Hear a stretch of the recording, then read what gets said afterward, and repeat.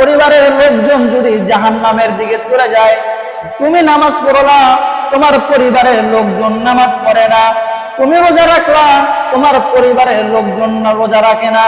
তুমি হজ করলা, তোমার পরিবারের লোকজনকে হজ করলা না। আল্লাহ তাআলা বলে, ইয়া আইয়ুহাল্লাযীনা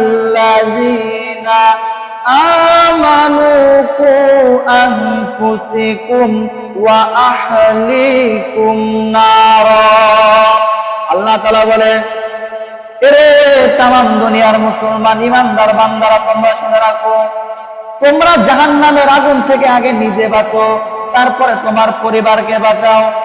তুমি একা একা যদি আল্লাহর ইবাদত বন্দেগী দাসত্ব গোলামি করে তোমরা যদি আল্লাহর ওলি হয়ে যাও, কিন্তু তোমার পরিবারের লোকজন যদি জাহান্নামের দিকে চলে যায়, তোমার ছেলে মদ খায়, গাঁজা খায়, সুদ খায়, তোমার স্ত্রী পর্দা করে না, তোমার মা হলো পর্দা করে না, তোমার বোন পর্দা করে না, তোমার হলো পরিবারের লোকজন জাহান্নামের দিকে চলে যাচ্ছে, কিন্তু তুমি একা একা যদি চিন্তা করো আমি একা একাই আল্লাহ রব্বুল আলামিনের ইবাদত বন্দেগী দাসত্ব গোলামি করে জান্নাতে যাব, আল্লাহ তাআলা বলে, না না না, ওই ইবাদত আমি আল্লাহর দরবারে কবুল করব না।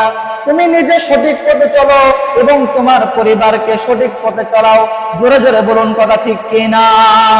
আমার বাজান, আমি হলো বক্তা মানুষ, আলোচনা করতেছি, কিন্তু আপনি আমি যদি এত ইবাদত বন্দেগী